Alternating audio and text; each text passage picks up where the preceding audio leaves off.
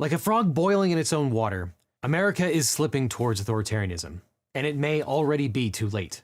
If you've ever wondered, how could X country just let that happen? Well, congratulations. You're living in the answer. This isn't a could happen, it's happening. And contrary to popular belief, authoritarianism doesn't always arrive via dramatic military coup.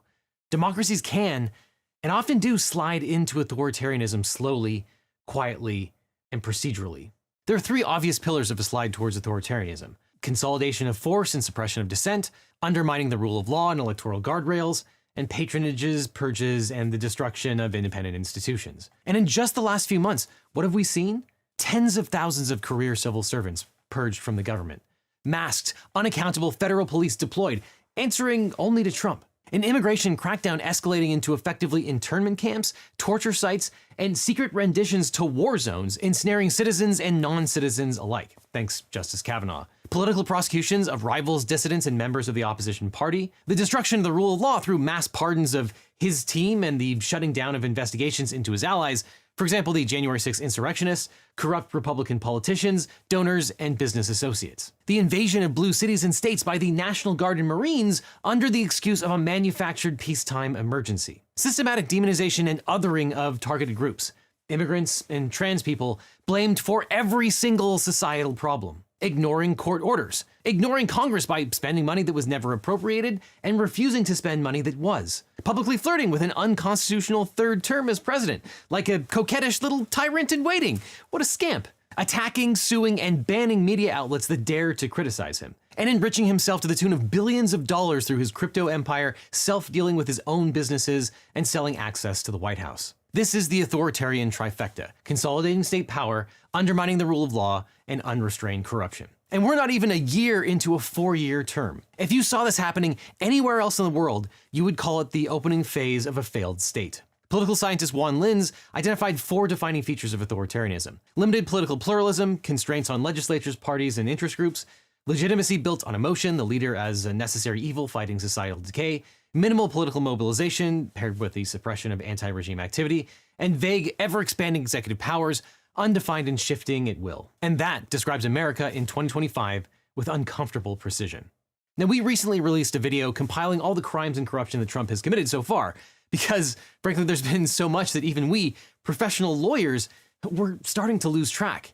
And I'm sure we still miss some. We made that video because normal people, even extremely intelligent ones, have a hard time grasping the full scope unless they are immersed in it every single day. I was at a wedding recently talking to a friend who is an incredibly intelligent, high-powered attorney. We were making conversation about what was going on in the world, and he asked why I was so worried about this country. And when I rattled off a partial list like the one you just heard, he was aghast.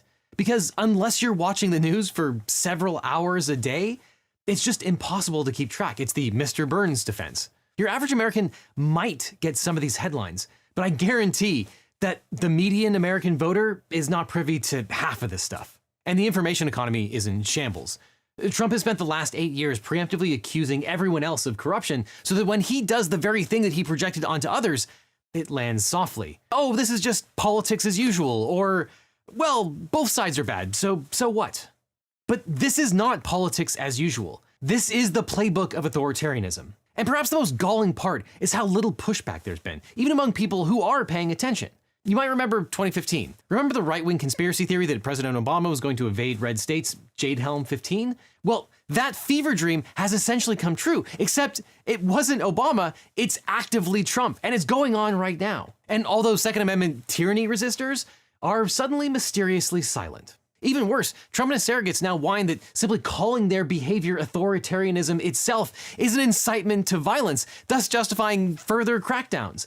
This is the logic of a wife beater. This is gaslighting on a national scale. And early in Trump's second term, we were asking, is this a constitutional crisis? Well, yeah, it was, but the constitutional crisis is over. We lost.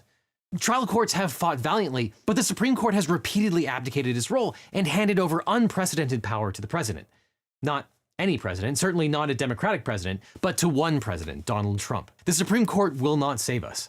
And for reasons that I cannot fathom, they seem to welcome the turn towards authoritarianism. Now, I recognize that it hasn't been seamless. There has been plenty of buffoonery. Trump exists in such a dense bubble of misinformation that I think he truly believes everyone else is as corrupt as he is. And that delusion has led him to empower some of the most incompetent loyalists alive, Lindsey Halligan, Alina Habba, and Emil Bove, who have bungled his revenge fantasies. And some of their ham-fisted schemes have exploded in their faces, and certain institutions, especially lower courts and juries, have pushed back. But the terrifying part is this. Their corrupt plans might have worked if they weren't so dumb, and eventually a more competent authoritarian will step in and finish what they started. As Professor Nicholas Grossman put it, in normal democracy terms, we're in bad shape and things are getting worse. In consolidated authoritarianism terms, we're doing pretty well as the regime is haphazard, meeting resistance and growing increasingly unpopular. And I think he's absolutely right, but I'm not confident that that will still be true 3 years from now. And look, I don't think we're beyond salvation yet. We do still have a choice. But 3 years from now, a whole lot of these bastards are going to need to go to jail. There will be enormous political pressure to just move on and pretend like this never happened, arguably like President Biden did after 2021. But authoritarianism is like cancer. Ignore it and it spreads. Pretend it's gone and it comes back worse. And President Trump is a malignant tumor on this nation. Look, we no longer have a Republican Party and a Democratic Party. We have a democracy party and an authoritarian party. And unfortunately, electorally, there's not a lot we can do right now. But we still do have a choice. So keep pushing back, keep protesting, keep recording, and keep talking. Yes, maybe it's time to bring politics back to the dinner table. A lot of people simply don't know the scope of what's happening because it's bad. But I believe there is still time, but just.